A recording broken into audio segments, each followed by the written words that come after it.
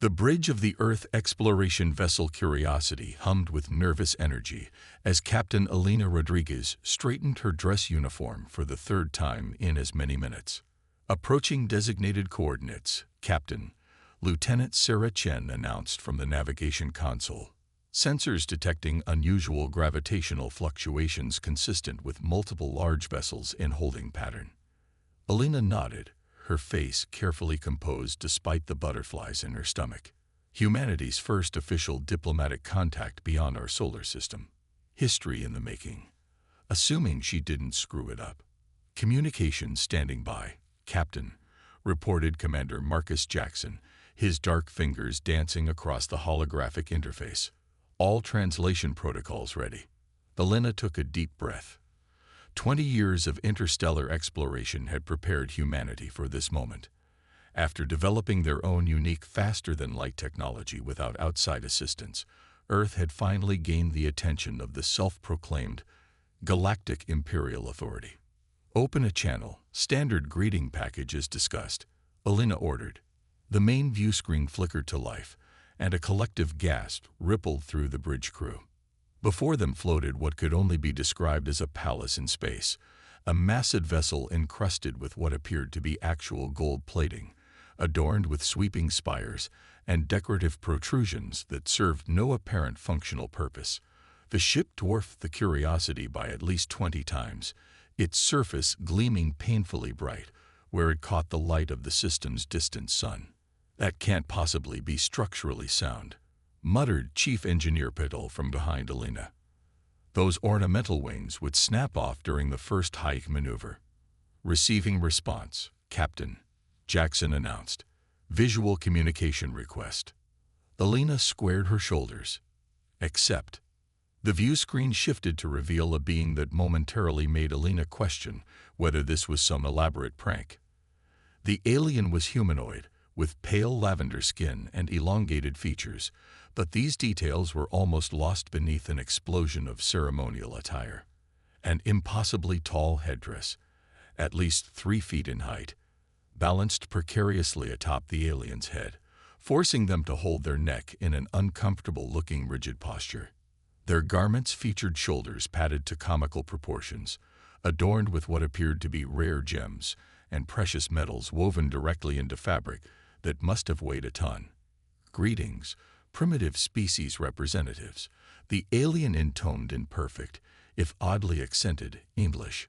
"I am Grand High Emissary Zex Coulter of the 97th Ceremonial Contact Division, 14th Expansion Sphere, of the eternal and magnificent Galactic Imperial Authority, benevolent rulers of civilized space, guiders of developing species, keepers of the sacred flame of prosperity." The alien continued listing titles without pausing for breath for nearly 2 full minutes while the bridge crew exchanged increasingly bewildered glances. "Hereby accept your presence before us for evaluation of potential provisional species status." Elena cleared her throat. "On behalf of Earth and humanity, we extend greetings and peaceful intentions. I am Captain Elena Rodriguez of the Earth exploration vessel Curiosity." The alien's expression shifted to what might have been surprise, though it was difficult to tell beneath the ceremonial face paint. "You have not properly acknowledged our 47 titles, species representative. This is most irregular. You will begin again with the proper recitation of imperial honorifics." Elena blinked. "I apologize for any misunderstanding, but our diplomatic protocols typically involve a simpler exchange-off." Silence. The alien's headdress wobbled dangerously as they raised a bejeweled hand. "Your species' ignorance of proper ceremonial address is noted and shall be remedied through mandatory cultural adjustment. You will now prepare your vessel for boarding by our ceremonial inspection delegation, who will assess your worthiness for imperial notice." It was at this exact moment that the absurdity of the situation, the golden spaceship, the wobbling headdress, the ridiculous titles, hit Elena all at once. A small snort escaped before she could stop it, quickly followed by another, until she was helplessly, inappropriately, laughing in the face of humanity's first alien contact. The Grand High Emissary's expression froze in what appeared to be complete bewilderment.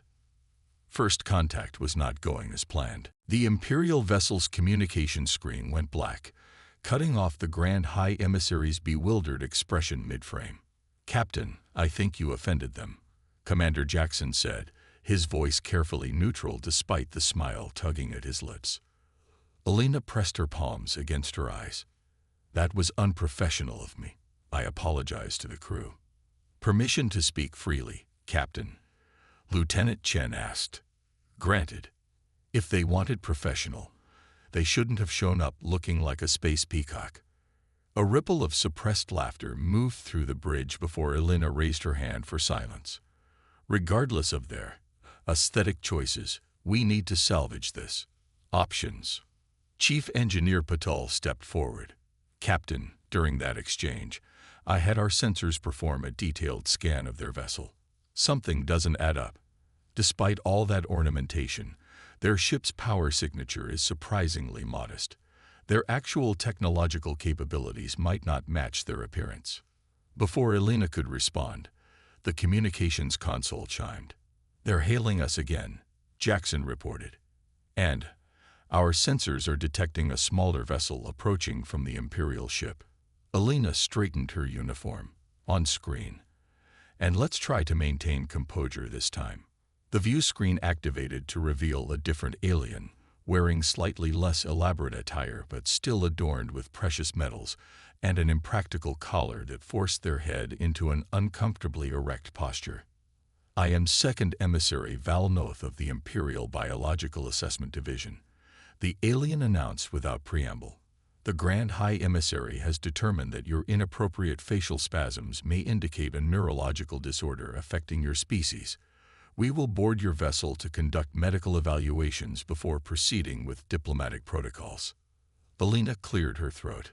"I assure you, Second Emissary, what you witnessed was not a medical condition.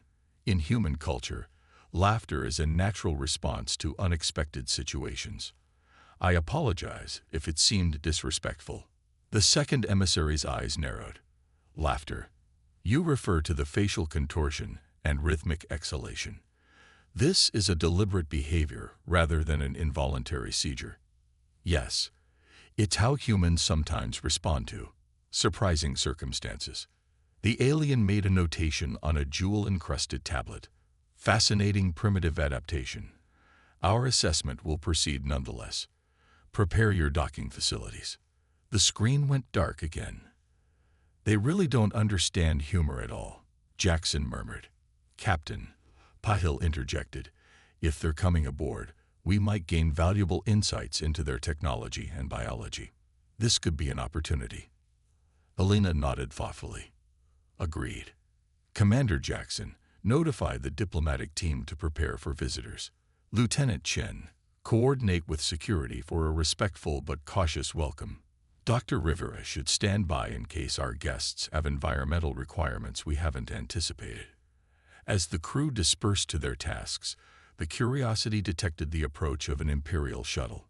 Despite its smaller size, the craft maintained the same ostentatious design philosophy as its mothership: golden exterior, decorative protrusions, and ceremonial lighting that served no practical purpose. "Their shuttle's approaching our docking bay at 1/8 the efficient speed," Chen reported. "Apparently even their flight patterns have to be ceremonial." The shuttle's docking procedure took nearly 30 minutes, with the Imperial pilot executing a series of elaborate but unnecessary maneuvers before finally connecting with the Curiosity's airlock. "They're aboard," Jackson confirmed. Alina took a deep breath and headed to meet their visitors. As the airlock doors opened, she found herself face to face with Second Emissary Val Noth and 4 additional Imperial representatives, each attempting to navigate the standard-sized corridor while wearing elaborate headdresses and ceremonial robes. The cultural collision was about to intensify. "The Earth Security Council has reviewed your first contact recordings," Admiral Lakshmi Patel announced from the quantum communication screen in Alina's private quarters. "Their reaction to your laughter is extremely revealing." Alina winced. "I apologize for the diplomatic slip, Admiral." "On the contrary, "Captain, your slip may have given us our first strategic advantage." Admiral Patel leaned forward. Their discomfort with human laughter suggests a profound psychological vulnerability. Intelligence analysis indicates their entire society operates on strict hierarchical formality. They literally don't know how to respond when someone laughs at them. "So what's our next move?" Elena asked. "Effective immediately. We're initiating Operation Perception Gap. Continue diplomatic engagement while subtly highlighting the contrast between human practicality and imperial extravagance. Your engineering team is authorized to implement Phase 1 modifications to non-essential systems." 12 hours later, Elena led Second Emissary Valnoth and 3 Imperial cultural assessors through the Curiosity's corridors. The Imperial representatives moved awkwardly in their ceremonial attire, occasionally bumping their elaborate headdresses against the practical height of human doorways. "This will be our final stop, the bridge," Elena announced, suppressing a smile as the doors slid open. The Imperial delegation froze in collective surprise. Overnight, the Curiosity's bridge had undergone a remarkable transformation. Navigation screens now featured ornate gold-colored frames with decorative rhinestones. Ceremonial drapes hung beside critical monitoring stations. Crew members wore slightly oversized hats with small dangling tassels. "You have modified your command center since our arrival," Valnoth observed, eyes widening slightly. "Yes," Elena replied with perfect seriousness. "After observing Imperial design philosophy, we realized our aesthetic approach was underdeveloped. These improvements should make our vessel more aligned with galactic standards." The Imperials exchanged looks of surprised approval. "Most impressive for a developing species," Valnoth said, inspecting a navigation console now adorned with completely non-functional gold piping. "Though your implementation still lacks proper proportion and ceremonial significance, we're eager to learn," Elena said, gesturing to Lieutenant Commander Jayesh Patel, who stood beside his modified communication station. "Perhaps your technical advisors could demonstrate the proper Imperial approach to system design." Valnoth nodded magnanimously. "Technical advisor Zexvalon will provide basic instruction suitable for your species' comprehension level." As the Imperial technical advisor began lecturing on the importance of ceremonial circuits and decorative power routing, Jayesh nodded with exaggerated interest, while his specialized data mining program silently infiltrated the Imperial advisor's personal device through an undetectable quantum entanglement vulnerability. The ceremonial gold casing must be at least 6 units thick to properly honor the sanctity of information flow, Zexvalon explained, completely unaware of the data breach occurring through his own equipment. Elena caught Jayesh's subtle nod confirming the operation's success. "We're honored by your guidance," Elena said. "Perhaps we could continue this cultural exchange with a tour of your vessel. Our engineers are particularly interested in understanding Imperial propulsion philosophy." Valnoth straightened proudly. "The Grand High Emissary has authorized limited access to non-ceremonial sections of our vessel. Your primitive engineers may observe but not touch the sacred components." As Elena coordinated the exchange visit, she received a private message from Jayesh on her neural implant. "Program deployed. Data incoming. They have no idea what's happening." Operation Perception Gap was proceeding exactly as planned. The Empire's greatest weakness was becoming clear. They were so convinced of their own superiority that they couldn't recognize when they were being played. "Captain, you need to see this." Lieutenant Commander Jayesh Patel's voice held an unusual note of excitement as he gestured to the secure holographic display in the Curiosity's Intelligence Center. Elena leaned forward, studying the cascade of information flowing across the screen. "Is this what I think it is?" "Direct access to the Imperial Historical Archives," Jayesh confirmed. "Their security systems are remarkably outdated. Apparently they haven't updated their encryption protocols in over 500 years. They're so convinced of their technological superiority that they never considered someone might hack them." Commander Jackson whistled. "How much did you get?" "Everything," Jayesh replied with a satisfied smile. "Their entire historical database, military records, species assessments, technological schematics, the whole Imperial knowledge repository. Alina's eyes widened as she scrolled through the information. This can't be right. I verified it through multiple sources within their database, Jayesh confirmed. It's all true. The senior officers gathered around the display, faces illuminated by the soft blue glow as the truth about the mighty Galactic Empire unfolded before them. They haven't developed new technology in over 3,000 years, Chief Engineer Patel murmured, scanning the technical specifications. Their faster-than-light drives are actually less efficient than ours. Those massive ships are mostly empty space designed for ceremonial purposes. They waste nearly 80% of their energy on maintaining aesthetic integrity rather than functional systems. Their military strategy is even more revealing, Jackson added, pulling up tactical assessments. In the last millennium, 97% of species surrendered without resistance after witnessing Imperial displays. Of the remaining 3% who fought back, all of them failed because they tried to match Imperial fleet formations instead of exploiting the obvious weaknesses in their rigid tactical doctrine. Alina studied a particularly fascinating section on Imperial biology. According to this, the Imperial ruling class undergoes a surgical procedure at birth to remove certain neurological structures. They literally excise the parts of their brains responsible for humor and spontaneity. That explains their complete inability to recognize when they're being mocked, Dr. Rivera, the ship's chief medical officer, observed. They can't conceive of anyone not taking them seriously. The most significant discovery, Jayesh continued, highlighting a classified section, is their actual territorial control. Despite claiming dominion over the civilized galaxy, they only maintain direct control over approximately 12% of the systems they claim. The rest pays symbolic tribute while essentially governing themselves. Alina straightened, her expression resolute. We need to transmit this information to Earth immediately. The Empire isn't the unstoppable force they pretend to be. They're essentially a galactic con job, maintaining power through intimidation rather than actual strength. There's more, Jayesh said quietly.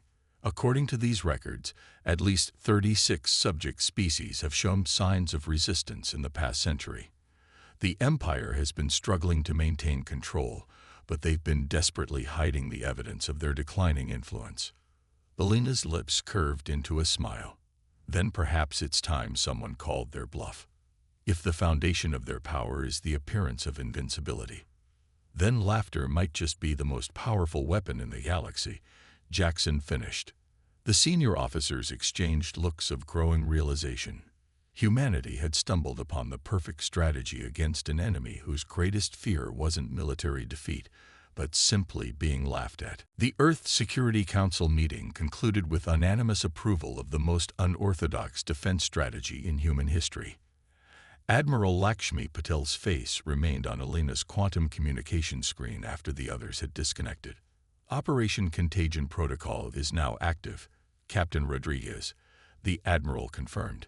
The diplomatic fleet will continue formal negotiations while our specialized vessels deploy to the designated coordinates. Good luck.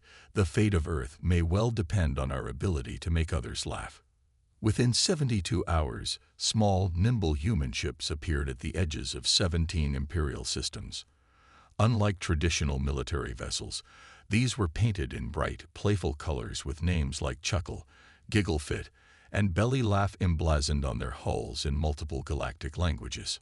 On the bridge of the Curiosity, Alina watched the deployment unfold via secure quantum relay. First broadcast initiated, Lieutenant Chen reported. Across Imperial space, the human vessels began transmitting an extraordinary payload, not weapons or threats, but entertainment. Classic comedy from Earth's cultural archives, skillfully translated and adapted for various alien physiologies. Satirical performances specifically crafted to highlight Imperial contradictions. Interactive games that rewarded creative thinking over ceremonial precision. Imperial response detected, Commander Jackson announced. They're dispatching enforcement vessels to jam our transmissions. Alina nodded, exactly as expected. The human ships executed their carefully choreographed response, a series of elaborate flight patterns that appeared decorative but actually represented complex evasive maneuvers. Their bright colors and seemingly random movements confused Imperial targeting systems, calibrated to track the predictable, formal flight paths of conventional vessels. "Remarkable," Chief Engineer Patil observed. "The Imperial ships can't maintain formation while pursuing our vessels. They're breaking protocol just trying to catch them." Meanwhile, on planets throughout the affected systems, something extraordinary was happening. Species that had lived under Imperial rule for generations found themselves exposed to a revolutionary concept: the liberating power of laughter. Underground networks formed spontaneously to share human broadcasts. Public gatherings, ostensibly for Imperial appreciation ceremonies, became covered opportunities to exchange jokes and humorous observations about their overlords. "We're receiving dozens of unofficial communications from beings throughout Imperial space," Jayesh reported, his eyes widening as he scanned the incoming data. "They want more content, especially satire about Imperial ceremonies. Apparently, many species have been quietly mocking their rulers for centuries. They just thought they were alone in doing so." The Imperial response grew increasingly desperate. They declared humor a form of rebellion and dispatched ceremonial enforcement units to confiscate unauthorized entertainment devices. Public laughter was classified as disruptive behavior worthy of cultural adjustment. The harsh reaction only accelerated the spread of the human contagion. Forbidden content always attracted more interest, and the Empire's heavy-handed attempts at suppression became the subject of even more jokes.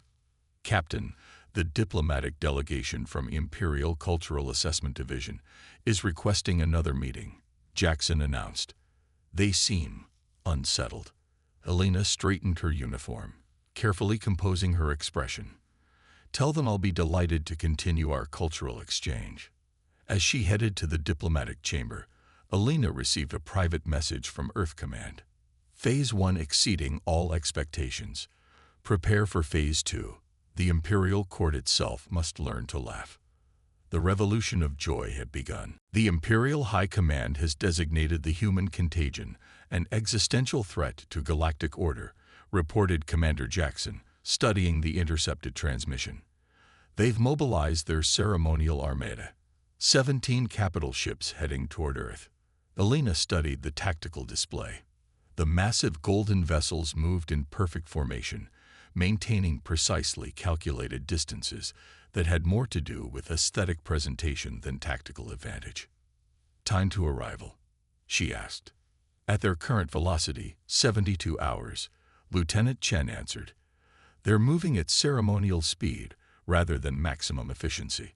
Apparently, even when launching an attack, they can't break with tradition." Earth's defense fleet had been preparing for this moment.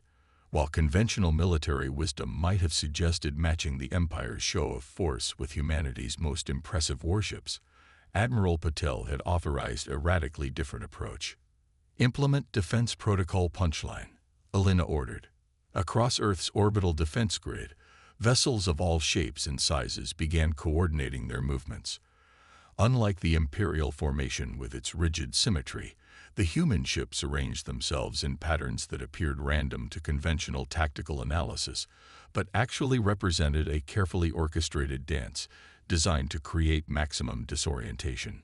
Most striking was the appearance of the vessels themselves. Instead of intimidating military colors, Earth's ships had been painted with bright patterns, optical illusions, and even jokes in multiple languages. The effect was similar to ancient dazzle camouflage used on ocean vessels, making it difficult for targeting systems to track their precise movements. "Imperial Armada has entered the outer solar system," Chen announced. "They're broadcasting their traditional pre-battle ceremonial demands."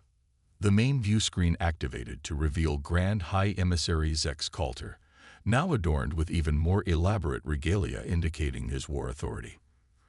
"Primitive human species," he intoned solemnly. "Your disrespectful transmission of unauthorized entertainment throughout Imperial space constitutes an act of rebellion.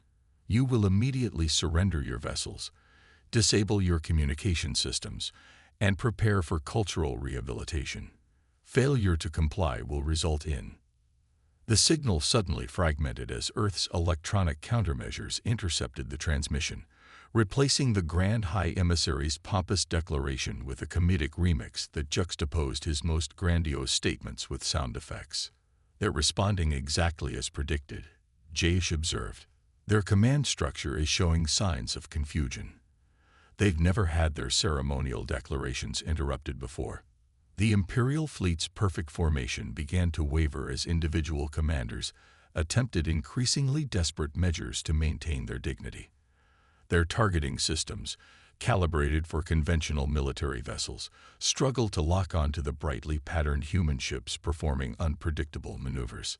They're launching ceremonial enforcers, Jackson reported as smaller Imperial vessels deployed from the capital ships. Earth's defense vessels executed their response, a series of synchronized movements that resembled a choreographed dance more than a military tactic. The Imperial enforcers, unable to adapt their pre-planned attack sequences, found themselves consistently outmaneuvered by the smaller, more agile human craft. Imperial command channel chatter increasing, Jayesh noted. They're arguing among themselves about proper protocol for this situation. Several commanders are accusing others of dignity-reducing tactical failures. For the first time in recorded history, an Imperial formation broke apart as individual commanders attempted contradictory maneuvers. Without their ceremonial unity, the technological limitations of their vessels became glaringly apparent. They're retreating, Chen announced incredulously. The entire Imperial Armada is withdrawing. The bridge crew erupted in cheers before Elena raised her hand for silence. This isn't over, she cautioned. We've embarrassed them, which means they'll be back. And next time, they may be willing to abandon ceremony for actual effectiveness. News of the Imperial Armada's retreat spread through faster-than-light communications across the galaxy. Species that had lived under Imperial domination for generations watched in stunned silence as the supposedly invincible Golden Fleet scattered before the unorthodox human defense. The effect was immediate and unprecedented. On Galbraxis Prime, a species of crystalline beings who had paid tribute to the Empire for 2,000 years, decorated the massive Imperial monument in their capital with colorful streamers and tiny hats. On Vexnor, a gas giant populated by sentient cloud formations, Imperial broadcasts were interrupted with harmonic patterns that translated roughly as pompous gas bags. Throughout the Cygnus Arm, ancient humor traditions suppressed for generations reemerged as people found courage in humanity's example. Admiral Rodriguez, we're receiving communication requests from 17 previously subject species, Commander Jackson reported, using Elena's new rank following her field promotion after the Battle of Broken Protocol. Elena, aboard the newly commissioned diplomatic vessel Handshake studied the incoming transmissions. Put them through on a shared channel. The view screen filled with a mosaic of alien faces, some humanoid, others wildly different from Earth physiology, but all sharing an unmistakable expression that transcended physiological differences. Hope. Greetings, Elena began. I am Admiral Elena Rodriguez of Earth. How may we assist you? A being with iridescent feathers and 4 eyes spoke first. For 3 centuries, my people have endured Imperial cultural guidance. We observe your successful resistance. We wish to understand how we might laugh at our oppressors as effectively as humans do. Similar requests echoed from the other representatives. Elena exchanged glances with Dr. Rivera and Ambassador Chen, who had joined the diplomatic mission.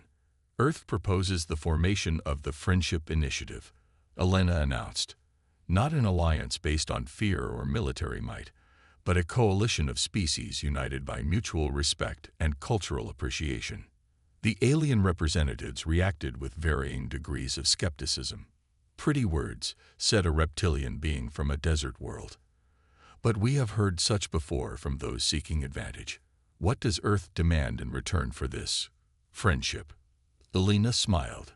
A fair question. Earth requests only cultural exchange. We wish to learn from your wisdom gained over millennia of civilization. And your advanced technology. Asked another representative. Will you withhold it as leverage? On the contrary, Elena replied, nodding to Dr. Rivera. The doctor activated a data transmission. We are sending specifications for our most efficient faster-than-light drive, renewable energy systems, and medical advancements. No payment required, no obligations attached. Stunned silence followed. You give freely your most valuable innovations, asked the feathered representative, without demanding allegiance or tribute.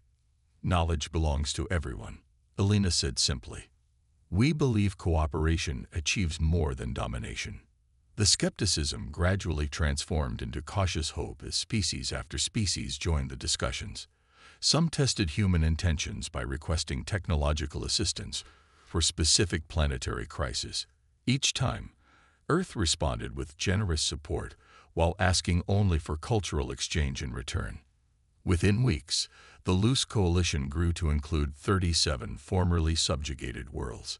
The Empire's desperate attempts to maintain control through increased ceremony and punitive actions only accelerated their declining influence. On the Handshakes Bridge, Elena received a priority communication from Earth Command.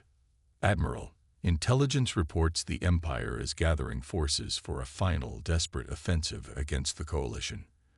This time, they're abandoning ceremonial protocols entirely. The true test of friendship was about to begin. 1 year after humanity's first contact with the Galactic Imperial Authority, the Grand Assembly Hall of the former Imperial Palace on Nexus Prime hummed with activity. Representatives from 53 species gathered beneath the ornate gold ceiling that once intimidated visitors with its overwhelming grandeur, but now served as a reminder of an era passing into history. Admiral Elena Rodriguez adjusted her simple dress uniform as she prepared to address the assembly. The gold and jeweled medals the Empire had traditionally used to denote status have been replaced with simple symbols representing cooperation, chosen collaboratively by member species. The Galactic Cooperative Alliance is now in session, announced the facilitator, a tall being with luminescent skin whose people had been among the first to join the Friendship Initiative. Elena approached the central podium, which had been modified to accommodate the diverse physiologies of all member species. She looked out at the assembly, beings of all shapes, sizes, and evolutionary histories, united not by fear, but by shared purpose. 1 year ago, a human ship met the Galactic Empire, and burst into laughter. She began. None of us could have predicted where that moment would lead. The assembled representatives murmured in agreement, many using their species' equivalent of laughter. The final imperial offensive came not with ceremonial declarations, but with desperate aggression, Elena continued. They abandoned their traditions, their ornate formations, their elaborate protocols, everything that had defined them for millennia, in a last attempt to maintain control. Images appeared above the assembly, showing the battle that had become known as the Imperial Twilight. The Empire's ships, stripped of ornamentation for improved speed, had attacked coalition worlds with unprecedented fury. They expected us to be unprepared for practical warfare, Elena said. What they failed to understand was that our approach was never about avoiding conflict. It was about finding better solutions through cooperation.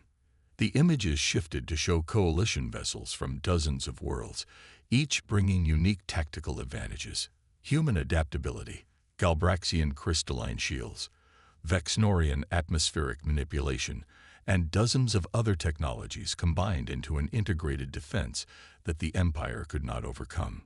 Today, the Galactic Imperial Authority maintains control of only its core systems, Elena noted, not because we conquered them, but because we offered them the choice to join us as equals, a choice they have not yet accepted.